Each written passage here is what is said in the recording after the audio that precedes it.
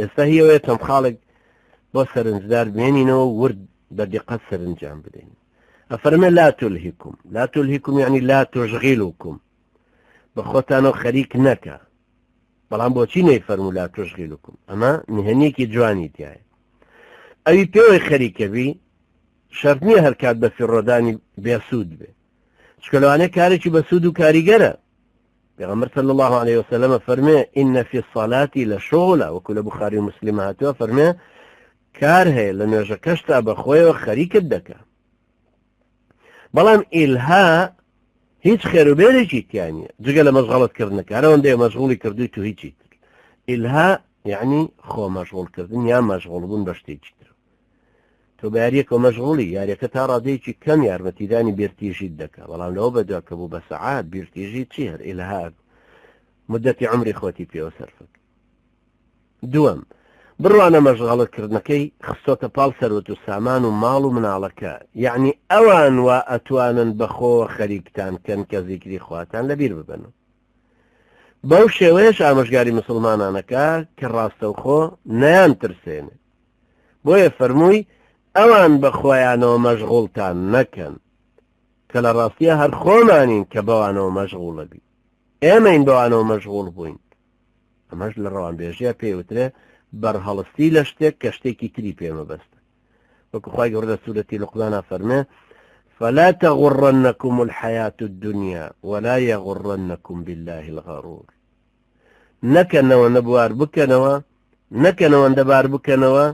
ببورن، نەکەنەوەندە بوار بکەنەوە کە دنیا هەڕاڵتان کە مەغرورتان کە. وافری و نەخۆن کە خوای گەورە لێتان ناپرسێت، یعنی حتما لێتانە پرسێت و ئەبینیە فەرمێت دنیا مەغرورتان نەکە. لە ڕاستیشانەوە بەستەکەوەیە کە ئەی مسلمان نەکەی وا بە دنیاوە مەغرور ببی کە خوای گەورە و حاڵی قیامەتی خۆتت بیر بچێت. سێم، بۆچی ئەو شێوازە لاوەکەی بەکارهێناوەتەوە؟ بە مباشر نەیفەرمووە، وەکو ئەوەیە کە خوای گەورە بەرگری لە مسلمانەکە بکە. بۆیە بە سەرۆت و سامان و زارۆک و ماڵ و مناڵەکەوە بەوانە فەرمێ ئەم مسلمانەی بەندەی خواویستی من بە خۆتانەوە مەشغوڵ مەکەن، زیکری منی پێ نەکرێ، مەشغوڵی مەکەناوە. ئەوەش واگەێنێ کە سەروەت و سامان و ماڵ و مناڵەکان ئەم بەندیانەوێت و پێویستیانە بۆیە بۆ خۆیانی ڕاکێشن. بەڵام خوای گەورە لە زانینی عاقیبەت و خێرخوازی خۆی بۆ ئەم عەبدەیەوێ ڕووی لە خواناسەکە ئەوە ڕووی بکاتەوە خۆی و نەبادا زیانی لێ بکەوێت. کە ئەنەما خوای پەروەردگار لەم تەرەفەوە لەبەر دڵسۆزی خۆی بۆ ئەم عەبدە مسلمانە ئەوە لای بکاتەوە بەلای خوای پەروەردگار و عیبادەت و زیکری خوای گەورە بۆ ئەوەی لە تەرەفەکەی ترەوە سامان و سەرۆتەکەی یان ماڵ و مناڵ و زارۆکەکانی ئەوەندە مەشغوڵی نەکەن، ڕووی لە لای خوای پەروەردگار وەرجێڕن بۆ لای خۆیان و ئەوەندە مەشغوڵی کەن یادی خوای بیر بچێت. دیسان هەڕەشەیەکی بۆ مسلمانە کەشتیایە کە نەکەیت بکەویتە داوی سامان و زارۆک و بەو شێوەیە کە منکێشتکەن بێویست ڕاتکێشنە جیهانێکی مەشغەڵەتیەوە. ئەمەش هۆشدانەوەیکی تری مسلمانەکە کە ئاگادار بە نەکەی. هەروەکۆی پێی بفەرمێ ئەوە بزانە کە سامان و زارۆک تەڵیان بۆ داناوی تا پێوە بی وریا بە نەکەویتە ناوی. ئەوەش لە ڕووی ڕەوانبێژیەوە ئەوەیە کە سامان و زارۆکەکانی هۆشدار و ژیربێژ کردووە، یعنی کە ئەنەمە عەقڵیان بەشتەشکێ کە ئەی مسلمان بزانە کە بەرەی بەرامبەرەکەشت عەقڵی پێشکە چۆن ڕاتکێشەتە ناو داوی خۆیەوە و مەشغوڵت بکە و لە زیکر و یادی خوای گەورە دوورخاتە. ئەوش خاڵێکی جوانە. شێخی ئالوسی ڕەحمەتی خوای لێبێ فەرمێ مەبەست لە بەرهەڵستیکردنی سەروەت و سامان و ماڵ و مناڵەکە کە مسلمانەکان مەشغوڵ نەکەن، هەر بەرهەڵستیکردنی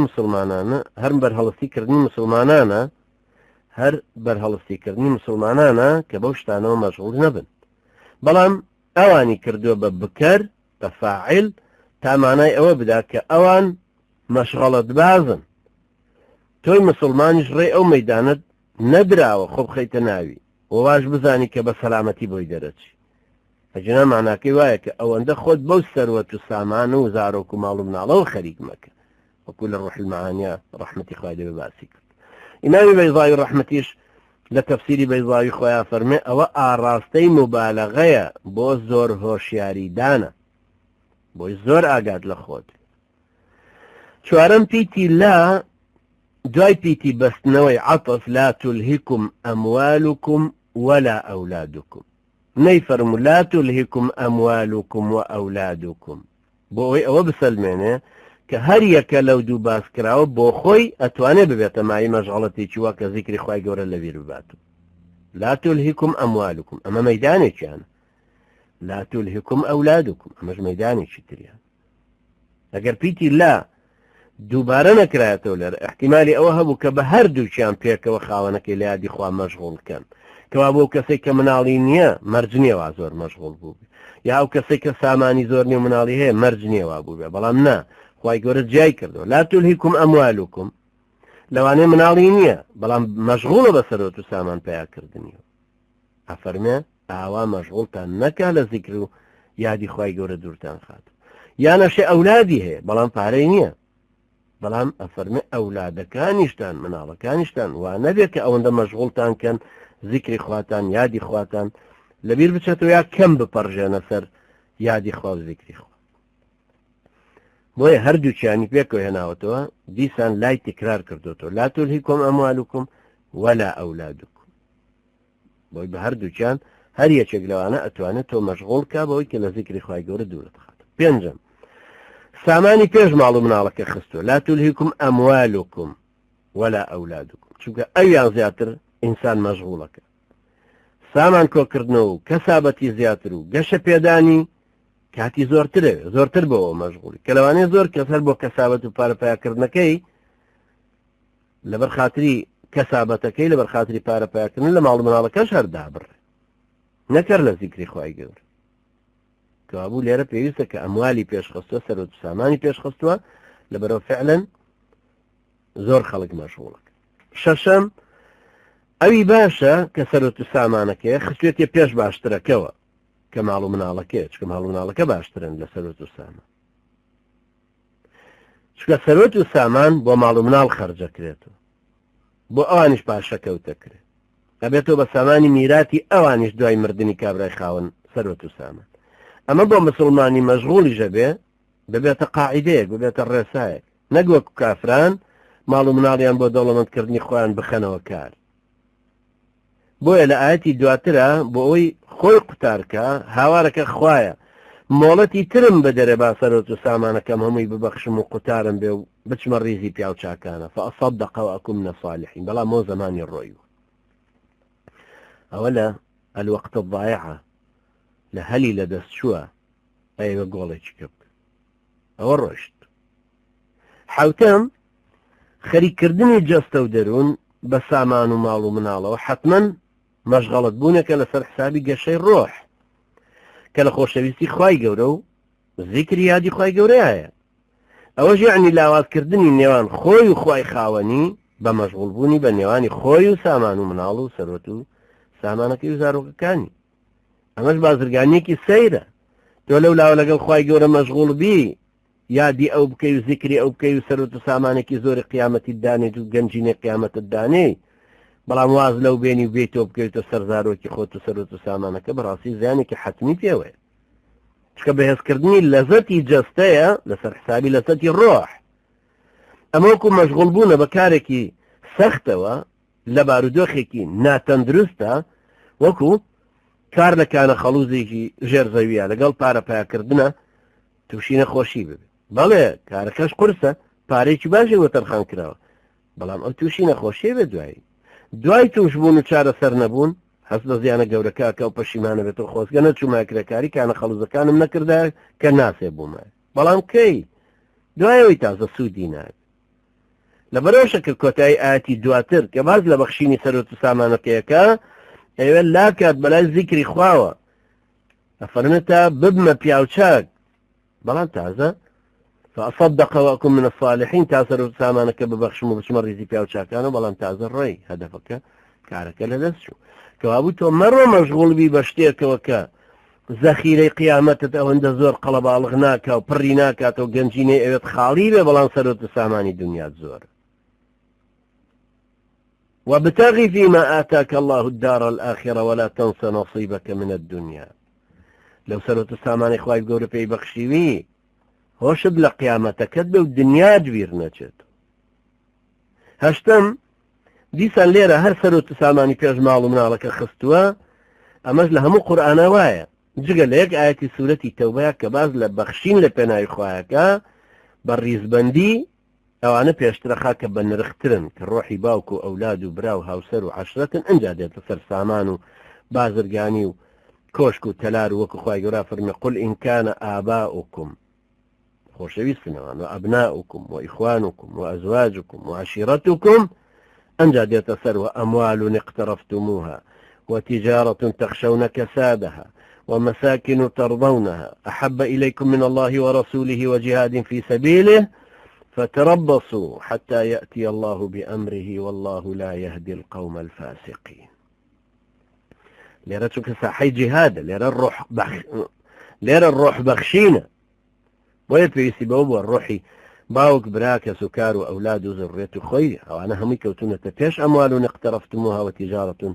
تخشون كسادة. نويم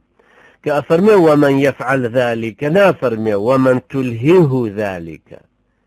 أو ما خوي مشغول كرد بيه فرمي ومن يفعل ذلك شو ليرا أبيك كارك أنجام بدري وبكرك بناسري تازيانك دياري بكرة لتشي كوتو شون كوتو بسببيش كوتو تسر چه كاركت چيه نك إلهاءك نبعد كابرا خوي لرزقار كابوي بلي خوايا خطا أوسلو تسامان ومعلوم من عالم بو كآوى الليادي برستاني مشغولة كردن بورا قرتنيتي لم فيلي نفس كأفرمي هركا سوابك مادام كردنا مادام أنجام داني كارا أبيت أول لبير بي كهمو كردارو قفتاري كي مسلمان پاداشت يا سزاي شكوة تسر بوي لمشا أبيك كابراي مسلمان أوي لبرچاو بك أم هەڵوێستەی لەسەر حسێبە چونکە ئەمە کارە کردەوەیە. دەیەم بڕوانە ئەو شێوازە جوانە کە کردداری ڕانە بردووی هێناوەتەوە یەفعل ومن يفعل ذلك ئەوەی بۆ بەکارهێناوە بۆ ئەوەی مانای دووبارە بوونەوەی بەردەوام بدا هی ئەوە نییە یەکجارت کردووە ومن فعل ذلك تا مسلمان حاڵیکە کە ئەمە ڕەفتارێک نییە جارێک ڕوو بدا و تەواو ببێت نا ئەگەر وا بۆ ئای فەرمووە من فعل ذلك ئەگەر زۆر وشیار نەبن نەکرد لێتان دووبارە بێتەوە بەڵکو لێتانە بێتە کردەوەیکی بەردەوامی ڕۆژانە لێتانە بێ بە ڕەفتارێکی ئاسایی چکە لە دادی خوایش ناوەشێتەوە کە ئەو زیانە گەورەیە لە کەسێ بکەوێ هەر بەوەندەی کە جارێک ئەوەندە مەشغوڵ بوو حەزی خاوەنێتی دنیایی یا مەشغەڵەتی ماڵ و مناڵی خۆی لە یادی خوای گەورەی غافڵ کردووە تووشی ئەم سزا گەورەیە ناوە سزای ئەو کەسێک کە قیامەتی بۆ حەزی ئەم دنیای خۆی تەرخان کردووە و ئەو لای دۆڕاندووە بۆ ئێرە وازي لقيامة هنا وير نجي يجاربك ومن يفعل ذلك تو بكردواش كردوتي كردوا كان شي بردوامن رانا بردون جاي ونقطة كتر خواهي قولا فرمي فأولئك هم الخاسرون كتايكي زر روان بيجيه كشياوي أو رنجا قوجاني أو دنياوي سهر للرنجي كسابة قازانجي دنيايتي بويا أو تأنجامك أو زيانا قوري ليكوت أو بويا مشغولي سرتو سامان ومالي ماڵ و مناڵ و سەرەت و سامانەکەی بوو تا لە ڕێ ئەوانەوە ئەوەندەی تر کەسابەت بکە سوودی دنیایی دەستکەوێت کەچی ئەوە تا لە جێ قازانج ئەو زیانە گەورەی توش بووە لە ئەخیرا بەو شێوەیە فەرمێ کە ئەوەندە لەسەر دڵی گرانەکە ئامادەیە هەرچی سەرەت و سامان و مناڵەکەی خۆشی هەیە لە ڕێخوایە بیبەخشێ تا بچێتە ڕیزی پیاوچاکانەوە بەڵام تازە ڕۆی وەکو ئیمامی زەمەخشەری ڕەحمەتی خوای لێ بێ فەرمێ مەزنی نەمری بە سووکی پووکاودا ئەوە وایە لە ذیکری خوای گەورە مەشغوڵ بە دینی خوای گەورە تاکو مەزنی نەمری بەدەستبێنێ بەڵام ئەو ڕۆیشتۆ مەشغوڵ بۆ هەموو دنیای تەرخان کردو بۆ سەرەت و سامان پێکەوەنا و بۆ زارۆکی خۆی بۆ ژن و مناڵ و کەس و کارەکەی خۆی نەتیجەتەن هەر ئەوەیە پووکایەوە و سەر و سامانەکەشی لە دەست دەچێ و ئەو سوکایەتیەشی بەسەرات. نقطەی دوانزەهەم ئەفەرمێ سەیرەکەین هێنانی ڕاناوێکی جودا وەکو ضەمیر منفەسیلی هێناوەتە کە فەرمێ هم لە نێوان مبتدا و خەبەرەکەیە پاشان ناساندنی زیان لێکەوتوان بە ئەلفولامەکەوە الخاسرون يعني مانای کورتکردنەوە و جەختکردنەوەی ماناکە ئەبەخشن يعني للراستية هر أوان زرر مندن نكساني تر أوان شاياني أوان بيان بوتر زرر مندان أقر بيفرموا فأولئك خاسرون معنى يوابك أوان زيانيان ليك بلام لواني زيانك كم بي خلشي كشيك زياني ليك يعني زيانك لواني لغيري وانش كوتوها بلام كفرموا فأولئك هم الخاسرون أوانا كزرر مندن أوانا كزيان ليك أوانا كزيانيان ليك نقطة أخير سيان زعما فرمي لا تلهكم أموالكم ولا أولادكم عن ذكر الله نيفرموا عن الصلاة عن الجهاد عن الصوم يا لعبادتي شتر شنك يا دي خواه قشجيرة همو أو جورة خواه برسياني تري شكرتوها هر كاريكي تشاكا كايكيت هوشت لوي لبرخاتي خواه يقول بيها بپی سنتي پیغمبر صلى الله عليه وسلم بيات كردني خواه حسين كوابو لو أنا الذكر إخوان نيتي كي باقي كلا دلو درون تاي تو مهمون نيتا باقي كتها بي لبرخاتي خواه يشبك هروكو كاشن ناو هناني خواهي قورو لبارانوي بي لشونك بسم الله بيسا بسم الله كي ذكر خواهي لشونك كتر لبارانوي تي دعايا كبزمان انجام ادري شونك كتر سجد بو بردنك باندامي لا شكري نابي خواهي قورو لذكر خواهي فرمانك فرمي واذكر ربك في نفسك تضرعا وخيفة ودون الجهر من القول بالغدو والآصال ولا تكن من الغافلين يادي پروردگاری خود بك لدلو درونتا بپارانو لالانوي كزو پنهان هروا بچرپو قسەی بڵندی ئاشکرای بەیانیان و دەمە و ئێواران ذیکر کەتا نەکەویتە ڕیزی بێ ئاگایان کاتی بۆ دیاری کردووە شوێنێتەکەی دیاری کردووە هەروەها شێوازی دیاری کردووە داواشی لێکردو کە یادی خوا بکاتەوە لە دڵزەرینی خۆیان ئەنجا خۆنوێژەکە بۆ خوایە بەڵام نەیفەرموو لا تلهكم أموالكم ولا أولادكم عن الصلاة عن ذكر الله بۆ ئەوی تۆ هەرچی وەختێک کە ژیانت هەیە هۆشت لەوە بێ کە ذیکری خوای گەوراکە لەو کاتە پارەیەکت هاتوۆتە دەست ئەو کاتە دەست بە جێبڕیاری سەدەقەیەکی لێ بدە لەشت سووکە و توانای جمجوڵێکی باشت هەیە ئەو کاتە دەست نوێژ و دوڕکان نوێژ بکە حوسڵی خوێندنەوەت هەیە دەست بەجێ و کاتە قورئانەکە دەربێنەوە بخوێنەرەوە یان لە ئەندەرگراونەکەی لە پاسای لە قیتارای شەمەنەفەرەکە مۆبیلەکەت دەربێنە و گوێ لە قورئانەکە بگرێت مەشغوڵ بە پێوەی بۆی ذیکری خوا بکەیت خوای گەورە فەرمێوە ئەقیمی الصەلاتە لیذیکری نوێژەکەش بۆ ئەوەیە کە یادی خوا بکەیت کەوابوو تۆ هەر یادی خوا بکە بۆیە وەکو حەسەنی بەسری ڕەحمەتی خوای لێبێ فەرمێ هەموو فەرزەکان ذیکری خوان کەوابوو تۆ لە هەموو فەرزەکانە هەموو ژیانی خۆ دەتوانیت بکەیت بە ذیکری خوای پەروەردگار خوای گەورە ڕەحمان پێ بکە و دائما زمانمان تاراو کە بە ذیکری خۆی و بەناوهێنانی خۆی یا أيها الذين آمنوا لا تلهكم أموالكم ولا أولادكم عن ذكر الله ومن يفعل ذلك فأولئك هم الخاسرون أي مسلمانين أيو كساني باورتان هنا سروت سامان زاروكتان أو عند مشغولتان نكن ليادي خواتان دابرن أواني واكن حتما زيانيان ليك حتما ضرر من دبن لبرو ضرورية همو وقتك هوشد لو بيكا خواهی پەروەردگارت لە یاد بێ ذیکری خوای گەورەت لە یاد بێ سبحان الله کەی ذیکری ئەوەکەی قورئانە خوێنی نوێژ تاعەت و عیبادەتەکانتە هۆشت لەوەیە کە خەمی مسلمانانت لەبەر خەم لەبەربوونی مسلمانانیش بۆ خۆی عیبادەتێکی گەورەیە